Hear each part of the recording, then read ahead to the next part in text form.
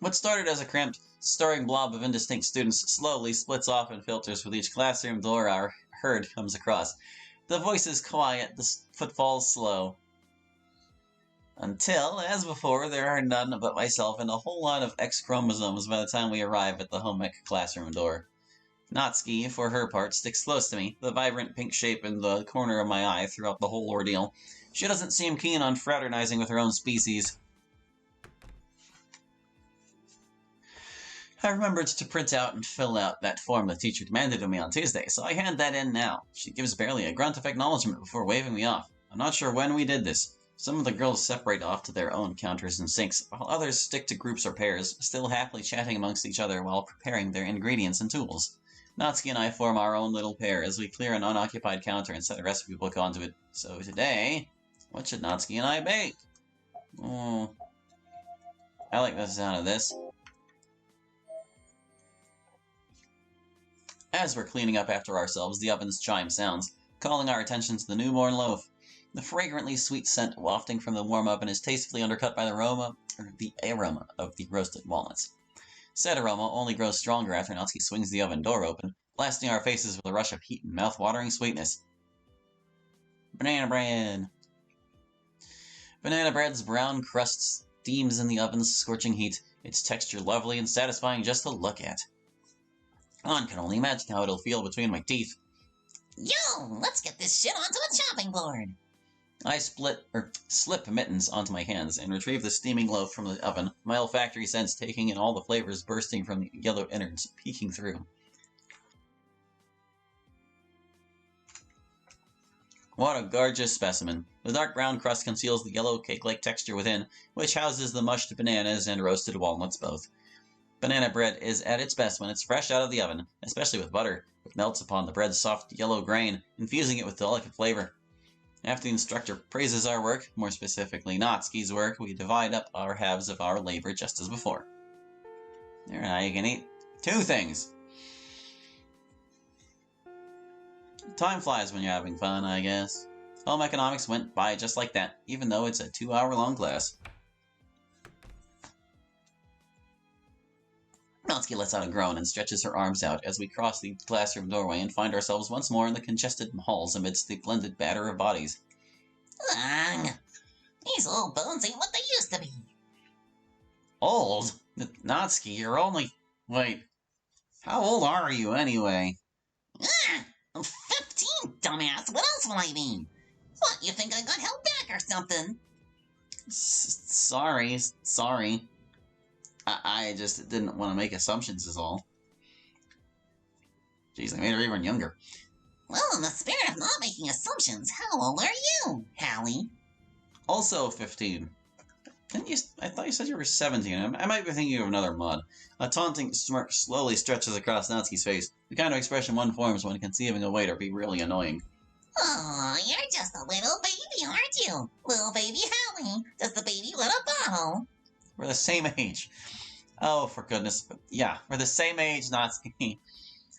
Yeah, but I bet. Excuse me, sorry to trouble you, but have you seen a girl named Miyoshi Katsumi? She's supposed to be in your class.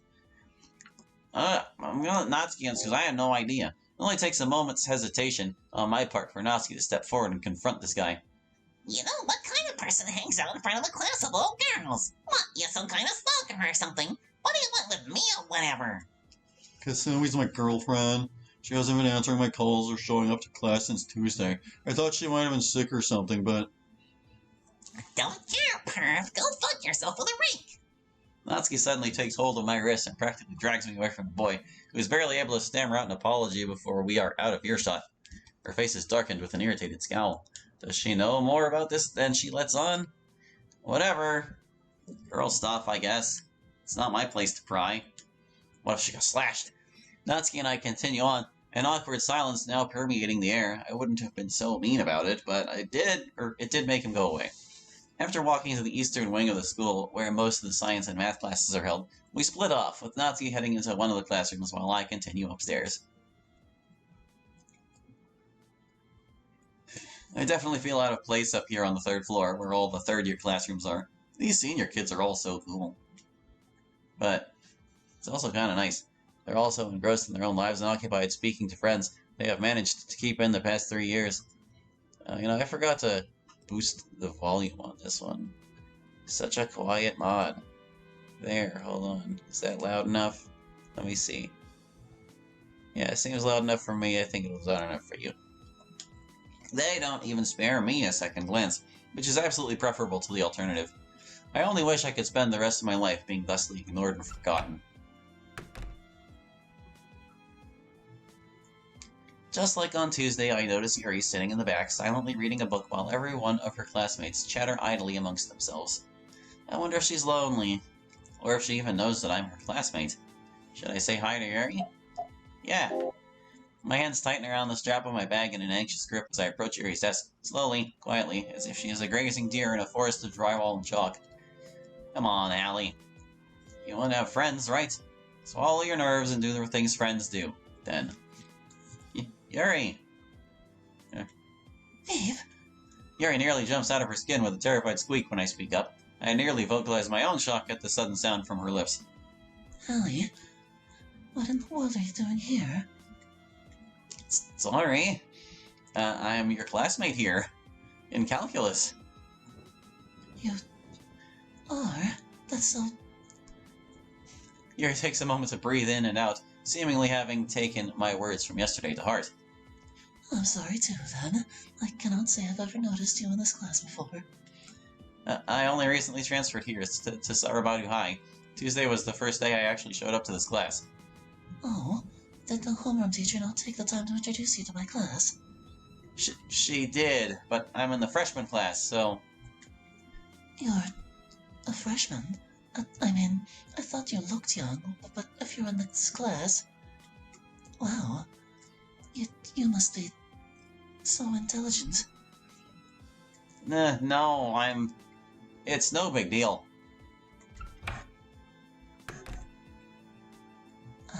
There's Nakatani-sensei. You'd better take your seat, Hallie. Yeah. Talk to you later, Yuri. As I make my way to my... words! I was monologuing! As I make my way to my assigned window seat... Just then, as I take my seat by the window, I notice Kazori staring at me from across the room, probably wondering why I didn't bother saying hi. Saw Yuri first. Damn it! I was totally spacing out. I give her an awkward wave, which she reciprocates just as awkwardly. I turn my head to the front of the classroom to look upon the calculus teacher, only to realize a moment's distraction was all it took to... There we go.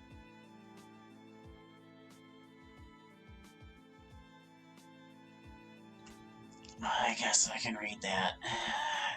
You're kind of not meant to, right? You're supposed to just let this one go, like these lectures. What if there's typos or something, dear viewer? The derivative of a function can be obtained by the limit of the first definition of derivative, which is f(x) this process known as the differentiation. By the first principle, let f(x) and x squared, and we will find its derivative using the above derivative formula. Here, as we have the derivative of f(x) is a whole lot of equations, oh my god. Thus the derivative of x2 is 2x, but it may be difficult to use this step limit definition to find the derivatives of the complex functions. Thus, there are some derivative formulas, which are of course derived from this limit definition, but we can use readily in the process of differentiation. The very basic derivatives of the algebraic, logarithmic, or exponential, and trigonometric functions are derived from the first principle of differentiation and are used to as standard derivative formulas. They are as follows. Power rule of derivatives, by using the power function of the derivative of x and x. Similarly, we can prove that the derivative of x is x, the derivative of x and so on. The power rule generalizes the standard stated that d is actually there are 6 different derivatives of trigonometric functions, and they are as follows. The next 2 hours could play out like an over-the-top shoot-in anime scene, complete with zoom-ins and inner monologue as I frantically scribble in my notebook trying to keep pace.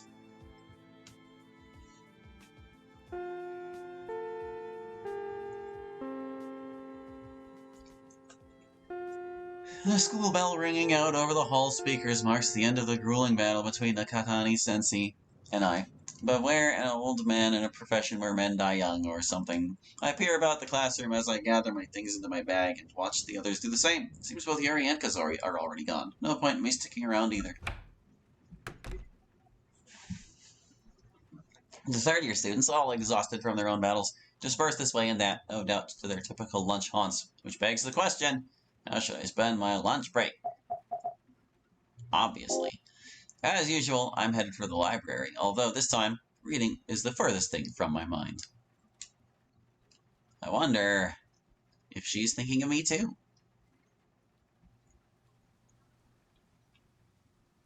Comforting silence fills the damp cold air as I make my way to the library. Neath the shelter of the skywalks, I shiver a little and hasten my steps.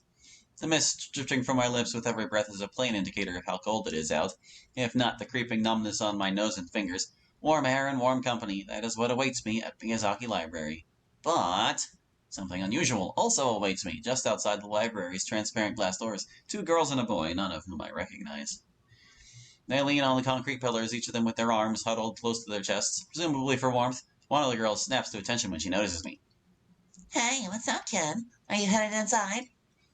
I wince when her voice calls out, and the eyes of the others fall upon me.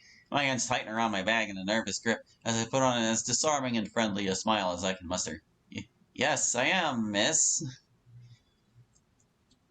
Taki. Just call me Taki, okay, Hallie? Sure. Nice to meet you, Taki. It's really not nice to meet you. Are you kidding me? Are we really gonna let this weirdo? Shut up, Mai. Listen, Hallie, you've been hanging out with that Yuri chick at the library, right? Really? This shit again? Yeah? What about it? I'm Kurashiki, ring a bell? Yeah, of course it does. Kurashiki and Shinozaki are the two oldest and most powerful militaries, and Kurashiki Yuri, that's her full name. Did you know that, Hallie? No. But what's that? Okay, so that's what the rest of his sentence said. No, I didn't, but that has to be a coincidence, right? Maybe if it were Suzuki or Takahashi or another super common name like that. But Kurashiki, your crush is a bona fide heiress, kid. She's not my... How is this any business of yours anyway? What, you kidding me? The Kurashikis are freaks. Like, say what you will about the Shinozakis. At least they're just corporate businessmen like any other. The Kurashikis, they're like some kind of evil cult or something. Child sacrifices, cannibalism, that kind of thing. If she's trying to scare me, there are plenty of less ridiculous ways to do it. If that's all, I'll be on my way. Hey, don't shoot the messenger. We're just delivering you a fair warning. Yeah, if I were you, I wouldn't want to get involved. Hi, Yuri. Just then, the glass doors swing open, and there stands Yuri with a bemused expression on her face, which quickly melts into a bashful smile. Ah, there you are, Hallie. I was beginning to wonder if I would see you today. The three kids look upon Yuri with varying degrees of apprehension before slowly scattering off, like wolves deciding this particular prey is too much trouble. Screw this, let's go get lunch. Yuri watches the troublesome trio strip all away, the gears spinning in her head before her expression shifts to one of utter mortification. Oh no. Were those your friends? Did I just scare your friends away? Oh, no. No, you actually kind of saved me just then. Yuri, though still overcome with shame due to who knows what, nonetheless manages a peek at me from time to time out of curiosity. Saved you? How so? They were bullies. Just some people giving me a hard time for no reason. Yuri lets out an exasperated sigh, taking a moment to gather her thoughts before she speaks. Shall we head inside? It'll be much warmer than standing out here. Oh, yeah, of course.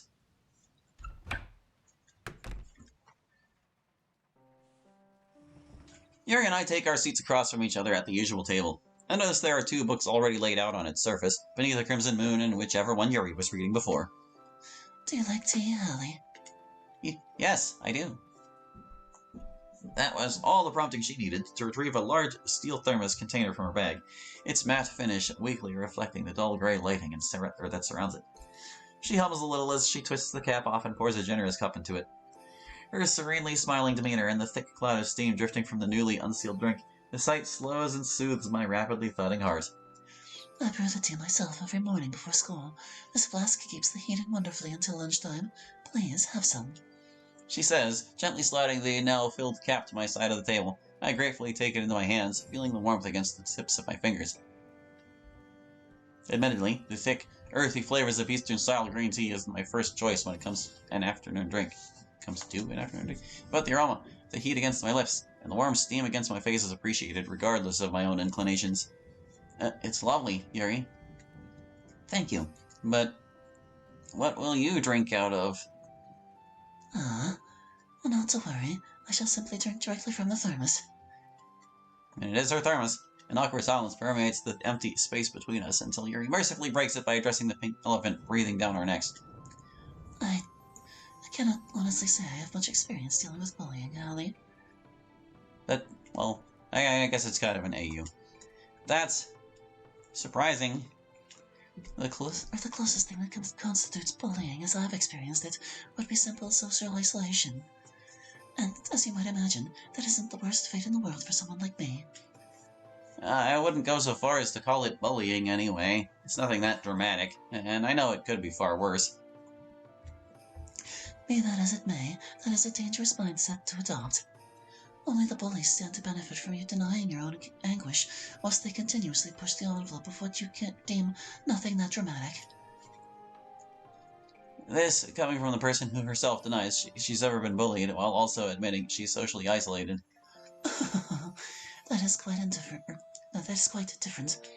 Her demeanor immediately changes into a brighter and less tense one, as if pleased that her logic has been thusly challenged. And besides, I would not say I am particularly socially isolated anymore. Last semester I even joined a club. Last semester? Aren't you a senior? I know what you're thinking. That policy was instituted 3 semesters ago, so a year and a half. But it only applies to students who have newly enrolled since then. I joined my club of my own volition. Fair enough.